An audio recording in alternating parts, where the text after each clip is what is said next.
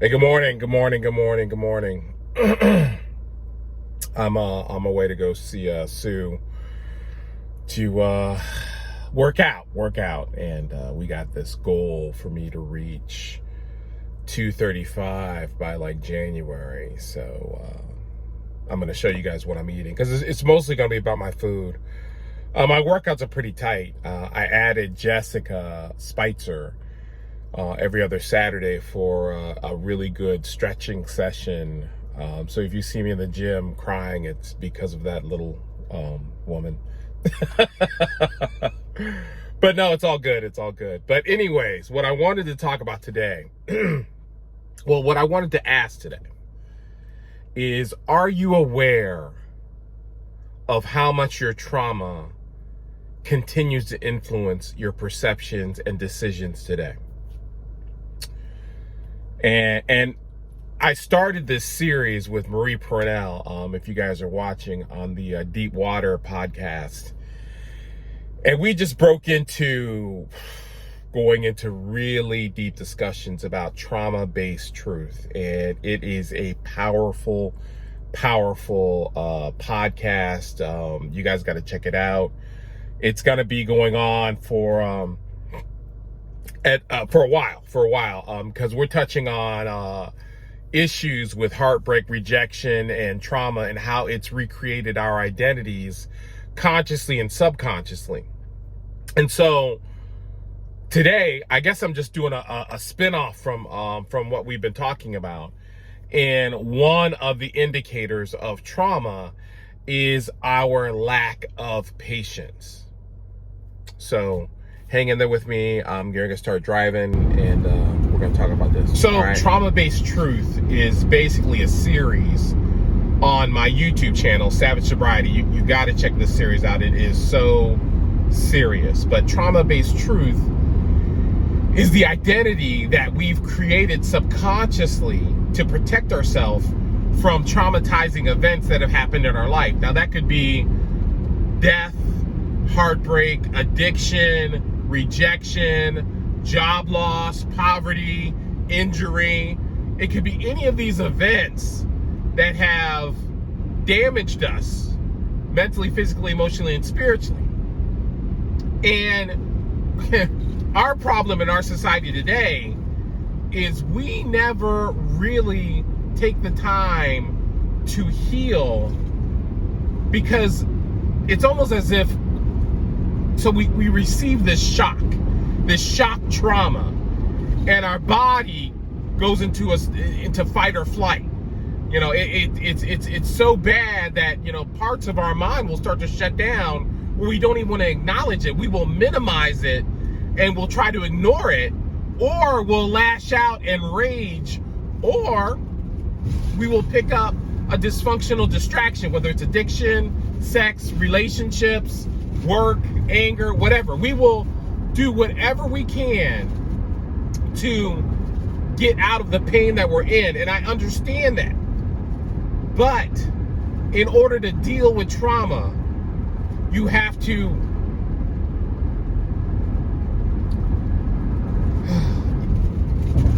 go there.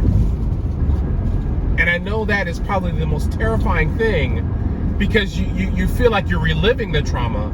But the problem is we're subconsciously reliving it by not addressing it, because we react to sight, scent, and smell of anything that reminds us that might be familiar to the trauma, and we run away, or we rage against it, or we go into severe denial.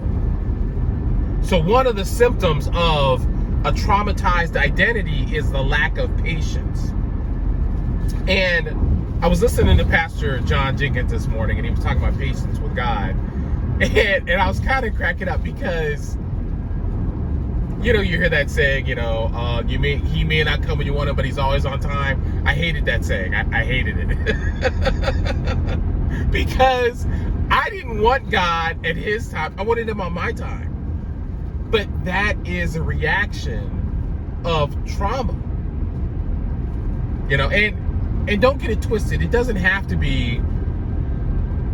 One of the problems is that we'll minimize trauma, is that we compare it to people who have been severely physically traumatized. You know, the kid that's been locked in his basement and fed dog food for 20 years, or the Asian family that was locked in a storage container, you know, all their life, and they barely had bread and water to eat. I mean, your trauma is your trauma, okay? And it could be the trauma from a relationship. It could be the trauma from the death of a loved one. Like I said, it could be your trauma is anything that has caused you severe pain, emotionally, physically, or spiritually. And because of that, we have this extreme lack of patience for relief.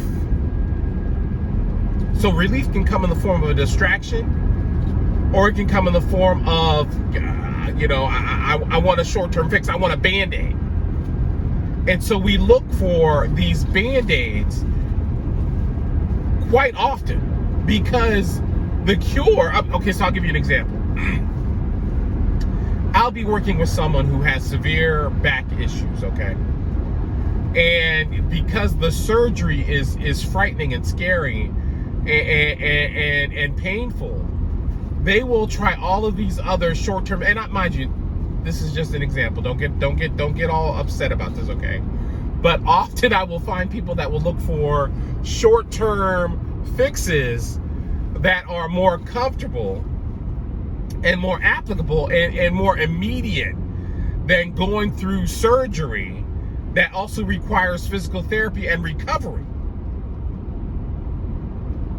So often, same thing with counseling. You know, I will run into people that would rather go get medication for depression than actually talk about the root causes of why they're depressed. And I'm not saying I'm against medication. I am saying that medication alone is not that successful. Period. So we have to take a look at addressing what we really want out of our life. How we really want to become better.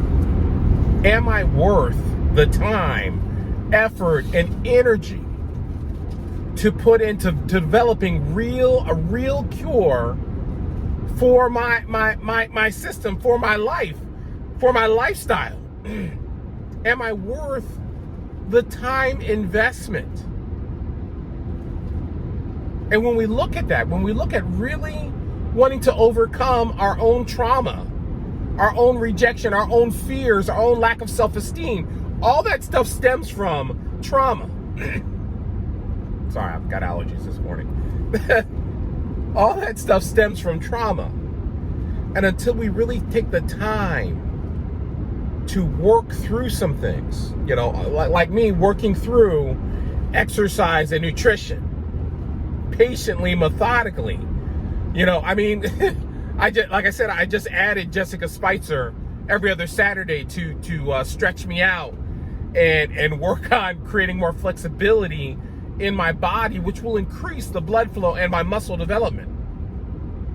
But I didn't want to do it because I didn't have the patience. I didn't want to sit down and just stretch and work through my body, and you know, because I want it all now. I want to be fit now. I want to have a six-pack now. But in all reality, in all honesty, I require the process of getting fit and getting healthy, mentally, physically, and spiritually. I mean that in all areas. I need the process so that I can really learn the lessons for my life, so I don't have to keep repeating the mistakes and reliving and recreating my own trauma, which is a whole nother topic, which I'll talk about next time. But like I said, if you guys want to tune in to my Savage Sobriety channel on YouTube, we are going deep into the traumatized identity, and the whole series is called Trauma-Based Truth. Love you guys, and I'll talk to you later. Peace.